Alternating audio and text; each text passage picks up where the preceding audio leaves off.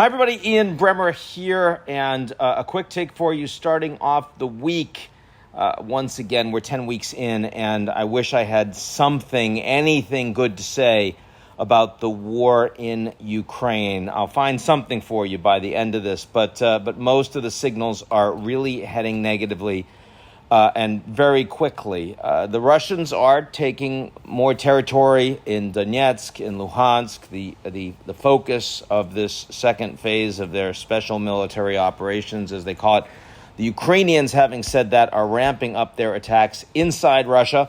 And we're seeing a lot of sabotage, a lot of fires, some strikes across the border.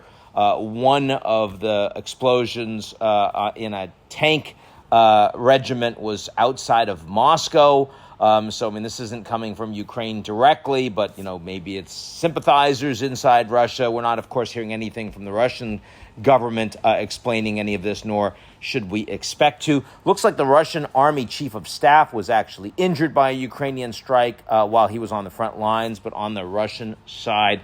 The goal for the West, the United States and NATO, should be withdrawal of Russian troops from Ukraine. All troops, to begin with, from the February 24 lines of conflict, which means all of the Donbass. And let's keep in mind that Russia denied, they lied about it, but they denied having troops there before February 24th. So if you're going to have an agreement, they have to leave.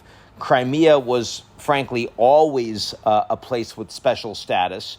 There was a Russian base in Sevastopol when Ukraine was independent. It was an autonomous republic. It had its own parliament with a Russian tricolor above it. No one's going to agree with the Russians that they get it. The Ukrainians certainly aren't about to, but you can have a frozen conflict, and Crimean status can be, sort of indeterminate. But that should be the goal of the West, of the United States, NATO allies, and other aligned countries.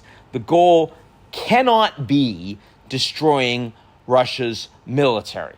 That's not going to happen. It's not remotely in the cards, but many from the West are increasingly acting as if it can.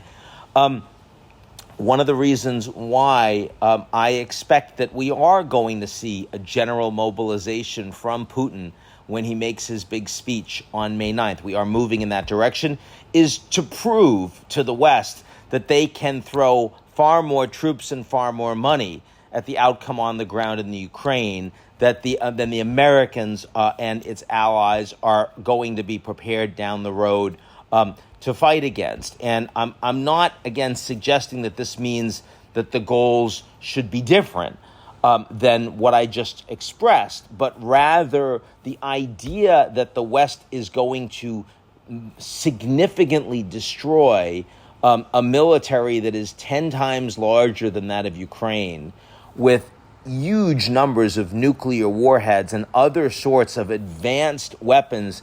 They're using their long-range missiles against Ukraine, but a lot of the broader military capabilities they have in warfighting against the West, they aren't using space-based weaponry, for example. All of this kind of thing, cyber capabilities.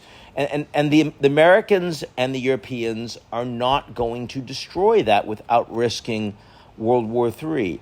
Everyone serious understands this, but increasingly in the media and in the political space, you get a lot of people that are very, patriotic and flag waving, and they want the Americans to sort of drive the Russians off the map. And that's just not going to happen. I saw Adam Kinzinger and others from Congress putting forward an effort to get congressional authorization for Biden to put American troops on the ground in Ukraine if weapons of mass destruction are used by the Russians. We don't want weapons of mass destruction to be used. It will be a disaster, and it will further isolate Russia, not just from the West, but from other countries as well.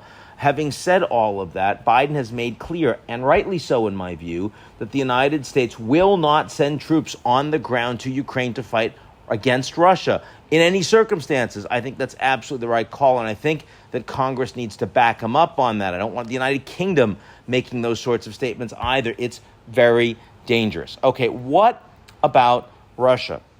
Well, for now, I don't see any movement. And I think it's important for us to all recognize that the Russians still really don't feel the war.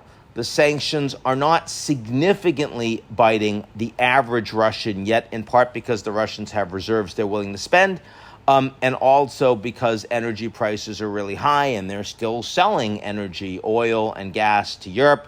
They're still selling all of their exports to everyone that isn't basically an advanced industrial democracy. And so that means it's going to take a while. The sanctions are going to bite in terms of Western goods. They already are wealthier Russians in the urban centers. But more broadly, I think it's going to take much longer than the level of escalation we're expecting in this war over the coming months. And until then, what we see is Russian people who believe that Russia is winning, that NATO started the war, that Ukrainians are Nazis whose main function is to tell lies about their own motherland. And when Sergei Lavrov, the Russian foreign minister, came out in the last day comparing Zelensky to Hitler and saying that the biggest anti-Semites in the world are Jewish, and in the same way that Zelensky's Jewish, Hitler had Jewish blood in his background. I mean, this is an astonishing, a vile, disgusting, racist comment from the foreign minister who I've known well over the years, and when he was ambassador to the UN was one of the most respected and capable diplomats in the UN, and any ambassador from Western countries back then would have said that, has functionally become a war criminal who needs to be imprisoned. It's so painful to watch, and yet what he is saying is frankly important for people to see, because it is what is being piped through state media in Russia every day and night, and it's what the average Russian believes. And as a consequence of that, I think that a majority of Russians would much rather believe all of those lies than face any personal culpability for the state of affairs in Russia. And disinformation works that way, and not just in a country like Russia. We've experienced some of that in my own country, in the United States.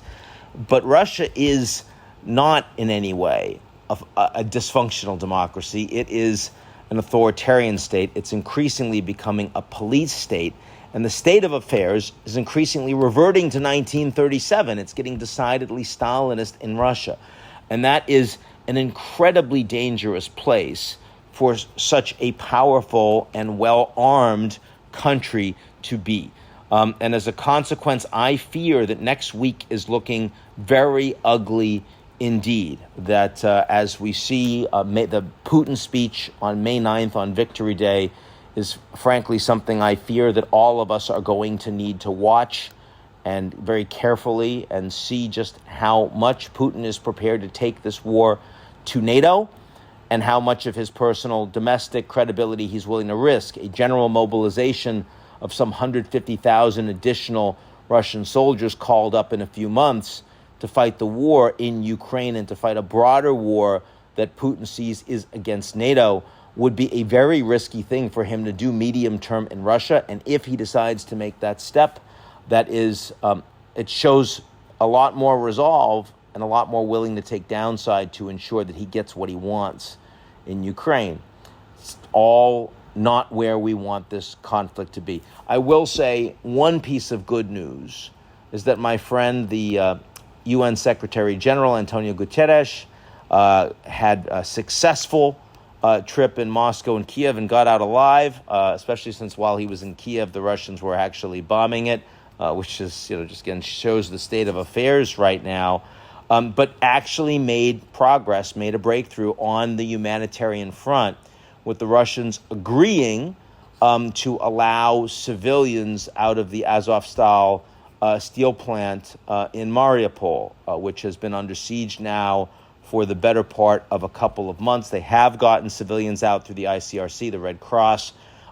Interestingly, about only 100 have left so far, despite the fact that on the ground, the ICRC is seeing that the Russians in the operation have actually fully respected the agreement. One of the only times I can say that about Russia in the last 10 weeks, So I'm kind of wondering why we haven't seen more civilians get out. We should watch that carefully.